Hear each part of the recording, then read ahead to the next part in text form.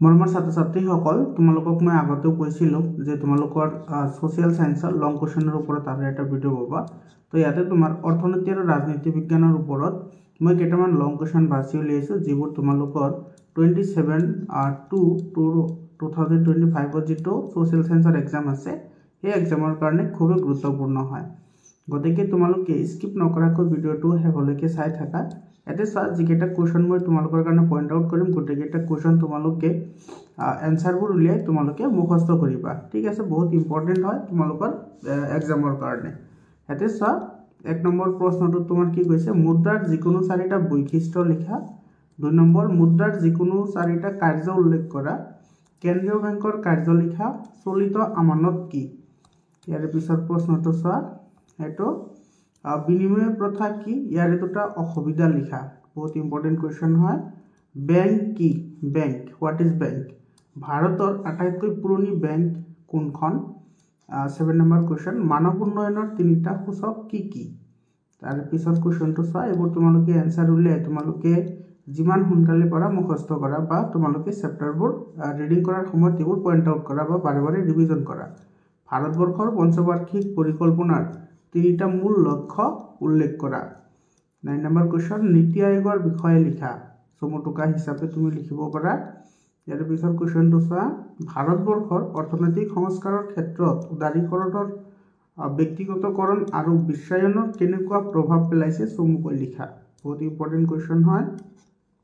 11 number কুৱেশ্যনটো চোৱা, অসমৰ চলিত পঞ্চবাৰ্ষিক পৰিকল্পনাৰ 4টা লক্ষ্য লিখা। তাৰ পিছত কুৱেশ্যনটো চোৱা, এইটো ভাৰতবৰ্ষৰ পৰিকল্পনাৰ অৰ্থনৈতিক উন্নয়নৰ প্ৰথম ছোৱাত আৰু দ্বিতীয় ছোৱাৰ মাজত থকা 2টা পাৰ্থক্য উল্লেখ কৰা। এইটো কুৱেশ্যন।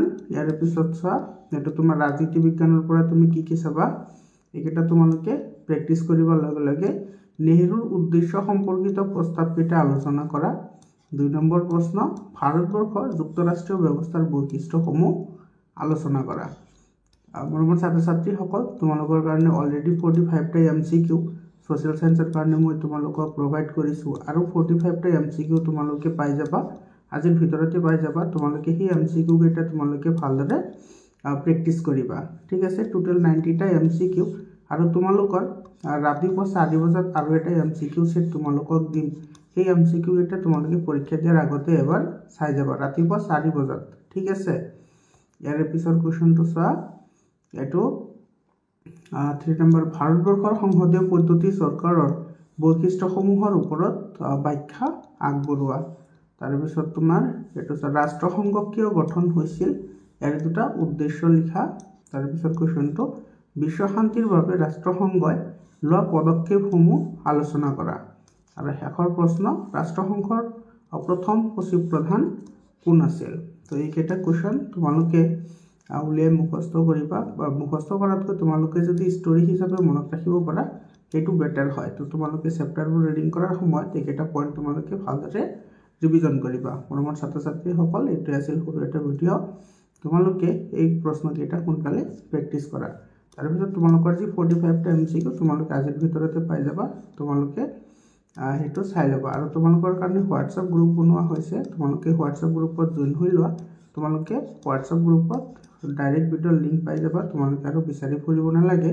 আৰু তোমাৰ ইয়াৰ আগতে যি লং কুৱেশ্যনৰ যিটো ভিডিঅ' দিছিলোঁ সেইটো ডেছক্ৰিপশ্যন, আৰু তোমাৰ যি 45টা MCQ দিছিলোঁ সেইটো ডেছক্ৰিপশ্যন মই লিংকত দি দিম। ঠিক আছে, লিংক ডেছক্ৰিপশ্যনত মই লিংক দি দিম, তোমালোকে চাই ল'বা। আজিৰ কাৰণে এইখিনিয়ে। তোমালোকৰ কাৰণে বেষ্ট অফ লাক থাকিল। ধন্যবাদ।